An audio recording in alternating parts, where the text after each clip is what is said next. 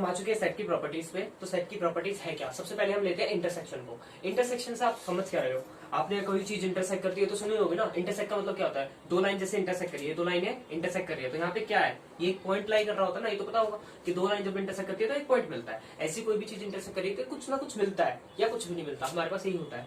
तो इंटरसेक्शन का मतलब क्या होता है कि मेरे पास दो सेट है। सेट के अंदर बता रहा हूं मैं कि मेरे पास दो सेट है। मान लो मेरे पास है let A and B be two sets.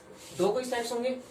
अगर मेरे को इंटरसेक्शन इंटरसेक्शन का मतलब होता है कि दो, हाँ, और एक और चीज, इंटरसेक्शन दो या दो से ज्यादा सेट्स के बारे में निकाला जाता है। ये नहीं कहते कि मेरा इंटरसेक्शन क्या होगा, ऐसा कुछ नहीं होता। दो सेट्स के बीच में कंपेयर करके निकाला जाता है। जो ये प्रॉपर्टीज होती है कंपेयर करके निकाली जाती है कि इस और में और इसमें क्या कंपेयर हो रहा है।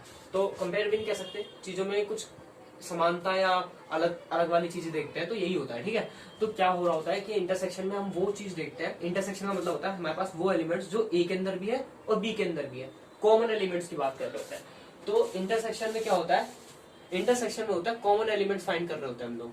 Common elements in A and B.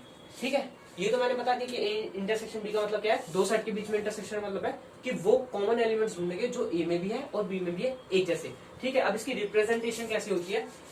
Denoted by, ये यहां लिख देते हैं, डिनोटेड बाय इंटरसेक्शन। ठीक है, ये सिंबल होता है इसका उल्टा यू।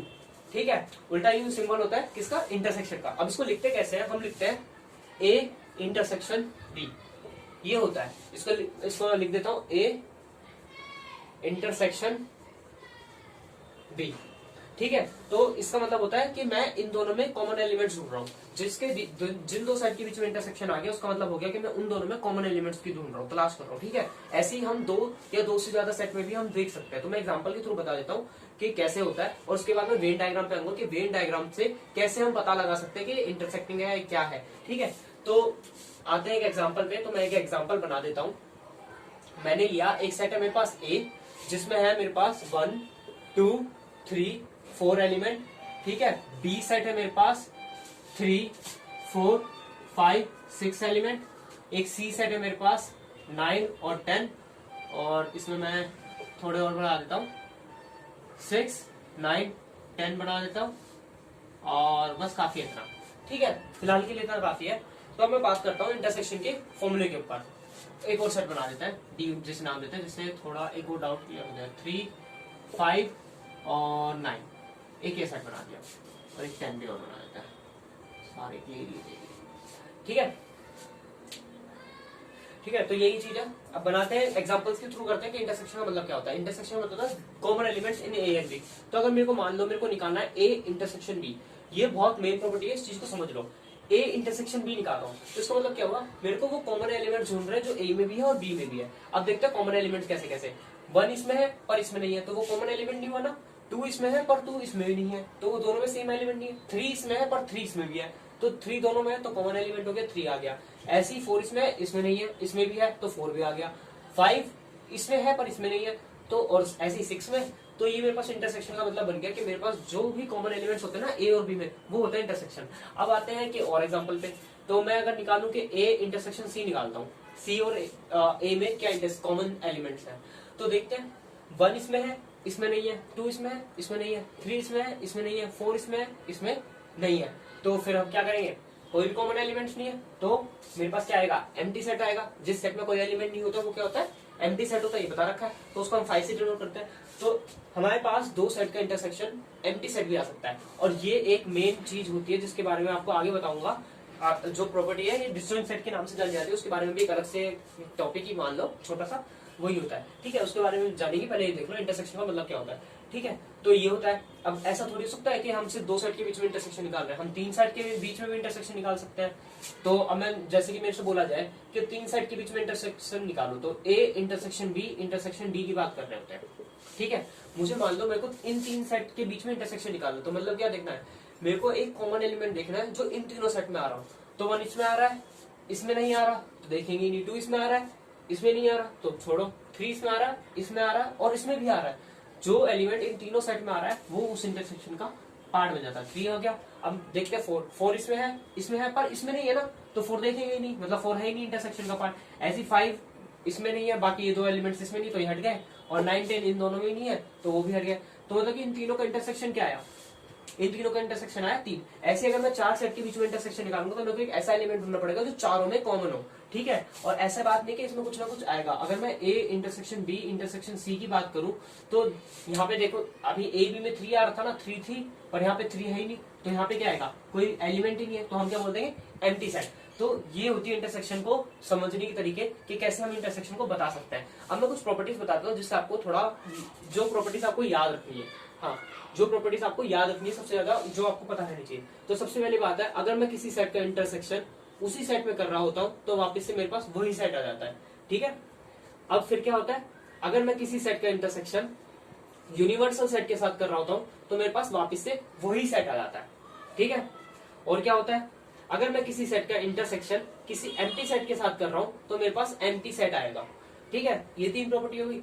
और एक और प्रॉपर्टी है जो आप कह सकते हो, जो एग्जांपल में एकदम से आंसर लाने के लिए काम आती है, कि if A is a subset of B, अगर ए बी का सबसेट है देन ए इंटरसेक्शन बी जो होगा वो ए आएगा, ठीक है। अगर ए बी का सबसेट है ना, तब इन दोनों का इंटरसेक्शन क्या आएगा, ए आएगा। ये मैं वेन डायग्राम से बताऊंगा कि कैसे ये होता है, क्योंकि सबसेट कहाँ पे होता है, कैसे लाइक करता है, वो भी बताना पड़ेगा ना। तो वेन डायग्राम से समझते हैं कि कैसे क्या होता है। तो वेन डायग्राम बनाते हैं। तो वेन डायग्राम मैंने क्या बोला कि ये क्या होता है, 2 या 2 से ज्यादा सेट के बारे में हम बात कर रहे होते हैं। तो मैंने एक सबसे पहले एक यूनिवर्सल सेट बनाना है, हमेशा बॉक्स बनाना है, चाहे उसमें यूनिवर्सल सेट खाली वो पूरा ही हो, पर हमें इससे मतलब नहीं, हमें एक बॉक्स बनाना ही बनाना है। इसको ध्यान में रखना, चाहे बनाओगे ना, ये खाली भी हो सकता है, कुछ भी हो सकता है, खाली नहीं होगा, मतलब कि यूनिवर्सल सेट तो कभी खाली नहीं हो सकता, पर ये बहुत कुछ हो सकता है, ये आगे समझाऊंगा मैं, पर फिलहाल बॉक्स बनाना है आपको। अब देखते हैं इंटरसेक्शन का मतलब क्या होता है। ए इंटरसेक्शन बी, मेरे पास 2 सेट है ए और बी, ठीक है। मुझे निकालना है ए इंटरसेक्शन बी का डायग्राम बनाना है। तो मैं क्या करूंगा, शेडेड रीजन देखूंगा, कौन सा एरिया है वो शेड कर दूंगा, ठीक है। जो शेडेड रीजन होगा वो क्या होगा, ए इंटरसेक्शन बी। तो मुझे ये 2 सेट है मेरे पास। अब इन दोनों सेट में कॉमन क्या है, अब देखो, इस सेट की बाउंड्री यहां से यहां तक शेयर कर रही है, देखें तो अब यहां से ये वाली, ठीक है। और इसकी भी बाउंड्री यहां से यहां तक का एरिया ले रही है, ठीक है। तो आप तो यही बात होगी ना, 2 सीढ़ी को 2 डिस्क है मेरे पास, मैंने उनके ऊपर एक दूसरे के ऊपर रख दिया हाथ, तो वो क्या होगा, वो रीजन कॉमन हो गया ना दोनों में। तो इसमें कॉमन रीजन कौन सा है, 2 सेट है, इन दोनों में कॉमन रीजन कौन सा है, ये वाला एरिया कॉमन है ना, जो दोनों में आ रहा है ना, ये वो रीजन है। और इंटरसेक्शन का मतलब क्या होता है, वो एलिमेंट्स जो दोनों में आ रहे हो। और सेट में क्या, इसमें रीजन देखते हैं, एलिमेंट्स भी देखेंगे पर रीजन देखते हैं कि ये वाला रीजन सारा दोनों में कॉमन आ रहा है। तो इस रीजन को हम क्या बोल देंगे, इस रीजन को बोलेंगे हम ए इंटरसेक्शन बी, ठीक है। ऐसे रिप्रेजेंट करते हैं ए इंटरसेक्शन बी को। ऐसी अगर मैं 3 सेट की बात करूं जो आपको 5 मार्क्स का क्वेश्चन ला के देगा, तो उस सेट में इंटरसेक्शन का कुछ ऐसा सिस्टम होता है कि मेरे पास ये 3 सेट होते हैं, ये ए मान लो, ये बी मान लो और ये सी मान लो, और ये यूनिवर्सल सेट है, ठीक है। और मुझे इन तीनों में कॉमन एलिमेंट, कॉमन सेट देखना है।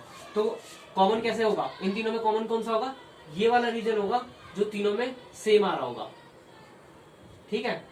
ये वाला रीजन होगा A intersection B intersection C. ऐसे आप 4 में भी बना सकते हो, 5 में बना सकते हो, 6 में भी बना सकते हो, जितना चाहे बना सको, पर वो इतना काम का नहीं है। फिलहाल जो हमारा काम का है, एक तो ये इंटरसेक्शन काम का है, एक ये इंटरसेक्शन काम का है, जिसमें आपको वैल्यू निकालनी पड़ेगी, ठीक है। अब मैंने बोला था कि सबसेट के बारे में बताऊंगा, सबसेट कैसे बनाते हैं, तो वो देख लो कि सबसेट का मतलब क्या होता है, ठीक है। पहले तो सबसेट का मतलब बता देता हूँ कि A is a subset of B. इसका मतलब क्या होता है, ए के सारे एलिमेंट्स बी के अंदर होने चाहिए। और मैंने क्या बोला कि मेरे पास एक सेट है बी, यहाँ पे मान लो ये बी एक सेट है मेरे पास, ठीक है। एक सेट यूनिवर्सल सेट के अंदर बी है, एक ऐसा सेट जिसके सारे एलिमेंट्स उसी के अंदर हो, है ना। ए के सारे एलिमेंट्स बी के अंदर है, मतलब कि जो वो सेट होगा ना वो बी के अंदर ही तो होगा, उसकी लिमिटेशन बन गई। मान लो जैसे कि हमें एक बाल्टी के अंदर पानी भरना है, तो बाल्टी के अंदर ही तो पानी जाएगा, जितना बाल्टी का एरिया उसी के अंदर तो रहेगा चीजें, है ना, उसके बाहर तो नहीं जाने वाली, है ना। तो वैसे ही हम इसी की बात कर रहे होते हैं कि अगर मेरे को कोई सेट बनाना है, A is a subset of B, तो सबसेट का डायग्राम कुछ ऐसा होता है। सबसेट जो होता है वो उसी के अंदर होता है, ठीक है। ये वेन डायग्राम होता है A is a subset of B का, कि ए के, अगर मैं देखूं ए का कोई भी एलिमेंट उठा लो, वो बी के अंदर तो पड़ा ही होगा, क्योंकि ए के सारे एलिमेंट्स बी के अंदर पड़े हैं, तो ये एक रिप्रेजेंटेशन होती है A is a subset of B की। अब मैंने बोला था कि ए अगर ए सबसेट है बी का तो क्या होगा, अगर मैं ए का इंटरसेक्शन करूं बी के साथ तो क्या आएगा, वापस से ए ही आ जाएगा। अब वो कैसे आएगा वो मैं बता देता हूँ। इसको ए को मैं यहां लिख देता हूँ बाहर, ठीक है, जिससे आपको समझ आ जाए। तो इंटरसेक्शन का मतलब क्या होता है, कॉमन एरिया। अगर मैं इन दोनों में कॉमन रीजन देखूं, कॉमन, तो एक बी की बहुत बड़ी डिस्क है, ठीक है, यहां से बता देता हूँ कि एक ये बी है, ठीक है, इसकी ये वाली लाइंस है, इसका एरिया कुछ ऐसा होगा, ठीक है। अब इसके अंदर ए सेट लाई करता है, ए का एरिया कुछ हॉरिजॉन्टल लाइन वाला होगा, ठीक है। अब ये दोनों लाइन कहाँ मीट कर रही है, वो होगा शेडेड रीजन, जो एरिया मेन होगा इंटरसेक्शन का। तो ये दोनों लाइनें कहाँ मीट कर रही है, जितना ये वाला एरिया होगा ना अंदर वाला, यही तो है जहाँ पे सारी लाइनें मीट कर रही है, और ये अंदर वाला एरिया क्या है, वो है ए सेट। तो मतलब कि क्या है, शेडेड रीजन क्या आ रहा है मेरे पास, घूम फिर के ए ही आ रहा है। तो मतलब कि क्या है, अगर ए बी का सबसेट हो रहा है तो इन दोनों का इंटरसेक्शन क्या आएगा, हमेशा ए ही आएगा। जो शेडेड रीजन होता है वो आंसर होता है ना, वैसे ही मैं बता रहा हूँ कि इंटरसेक्शन में ये होता है। अभी ये एग्जांपल के थ्रू आपको ज्यादा समझ आएगा एज कम्पेयर टू ये रिप्रेजेंटेशन, ठीक है। अभी तो आप सिर्फ डेफिनेशन पे ध्यान दो कि डेफिनेशन कहती क्या होता क्या।